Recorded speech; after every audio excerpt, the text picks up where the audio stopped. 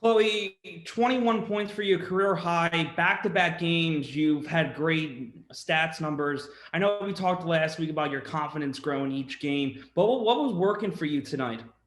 Yeah, my teammates did a great job of driving kick. We talked a lot about that. They're packing the paint a little bit, kick for outside shots, and you just got to be confident to take it. And that was what I did tonight. Go ahead, Ben.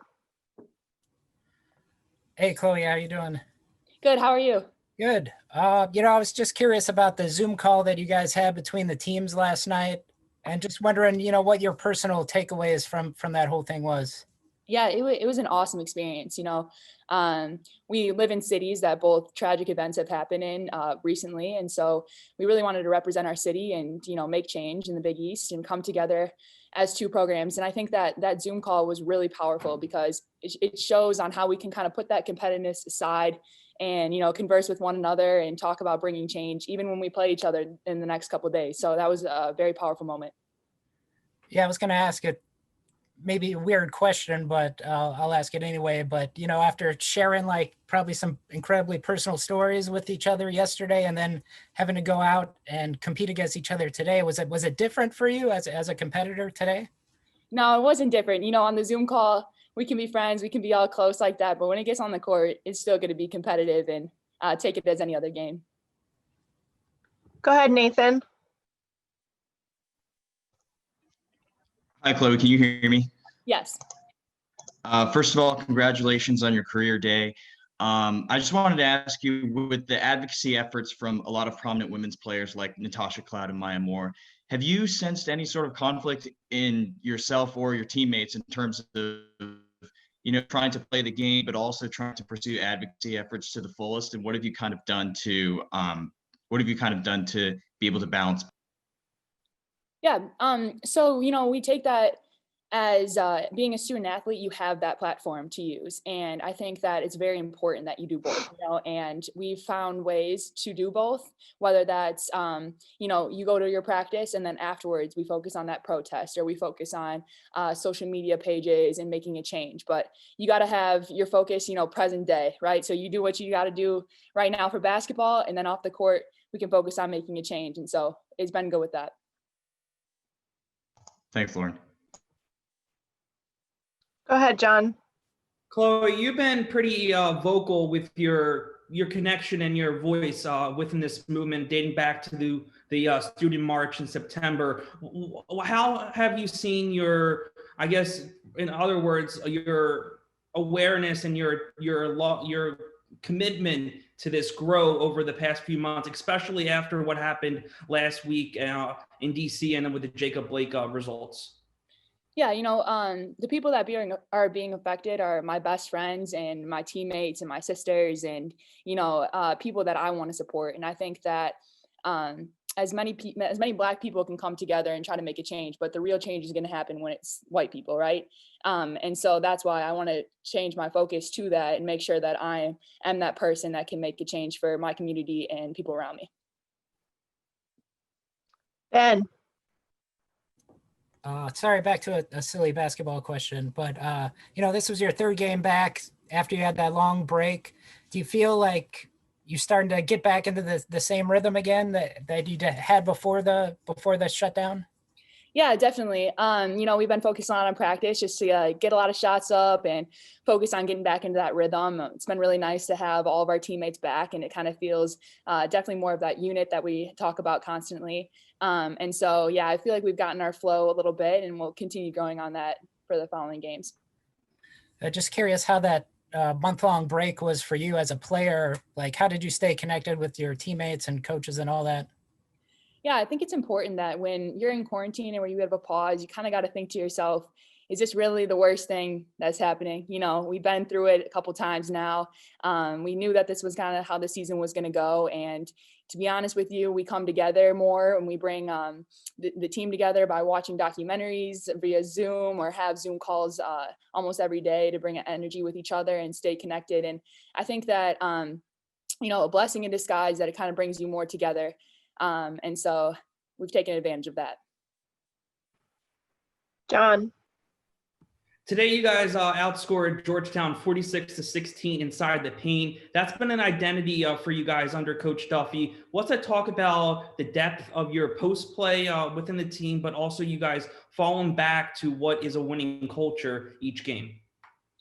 Yeah, we really focus on the points in the paint. You know, we always say dominate the paint and get post touches, and our guards do a great job of finding us in transition. We had a lot of rim runs today, which was awesome.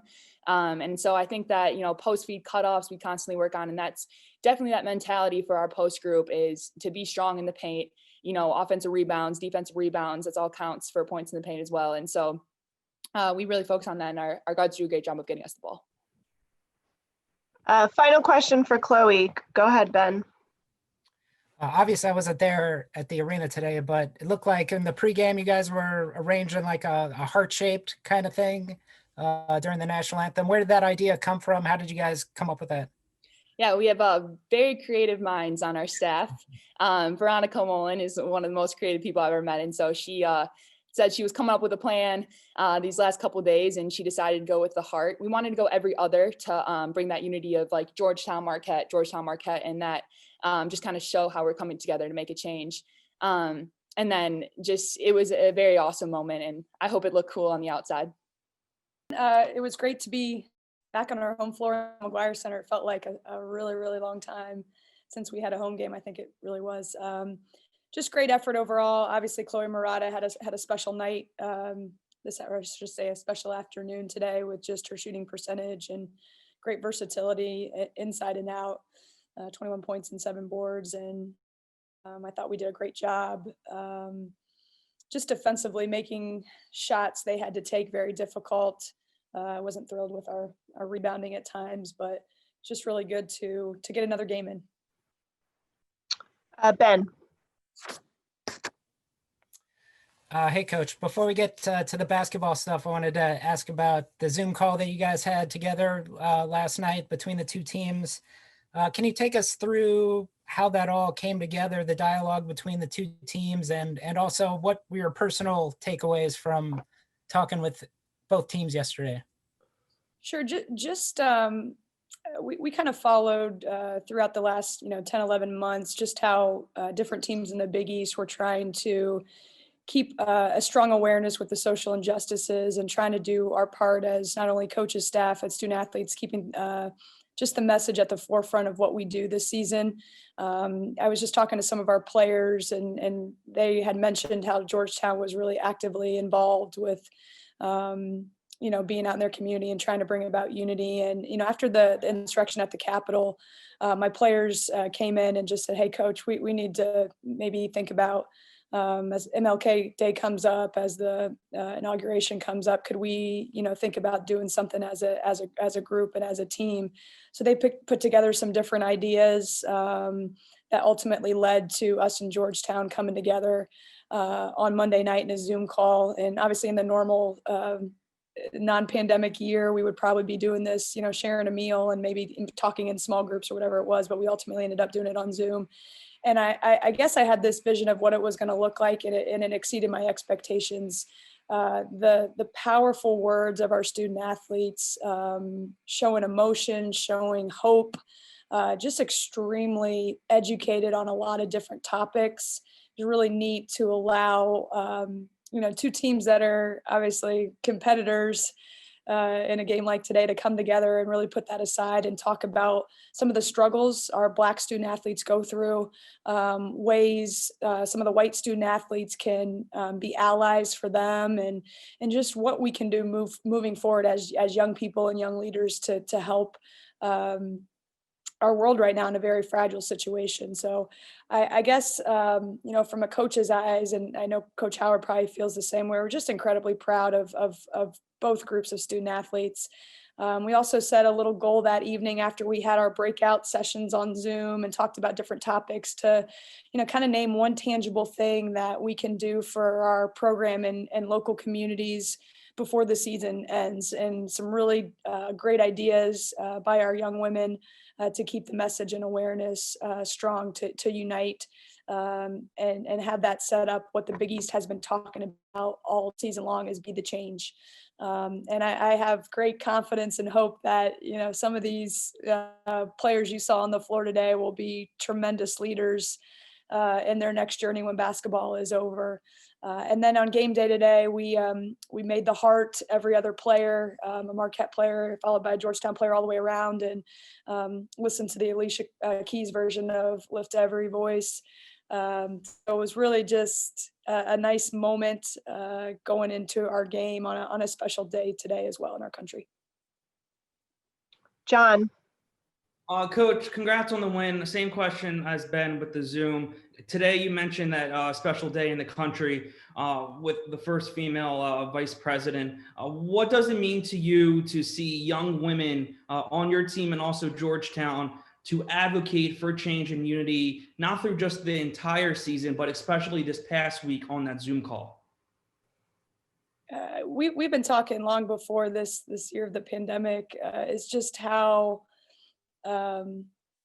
many more opportunities we want our women to have moving forward, in whatever their profession they decide to go into, whether that's continuing on professionally on the basketball side or, being future doctors, lawyers, just anything that we can keep pushing forward with giving our women, women of color, all women the opportunities to be exposed to different situations. So it was extremely empowering. I know I got chills watching Kamala get sworn in for a few minutes before game day.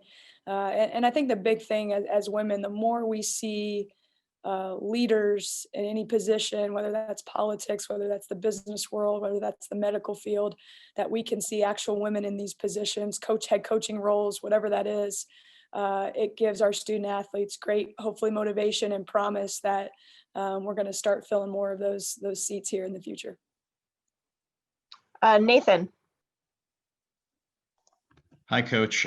Congratulations on the win. I wanted to switch gears a little bit and ask about both programs have been on pause due to COVID-19 issues, and how difficult is that for the mental health, especially considering the political and social climate, and how have you as coaches helped the students athlete through it and vice versa?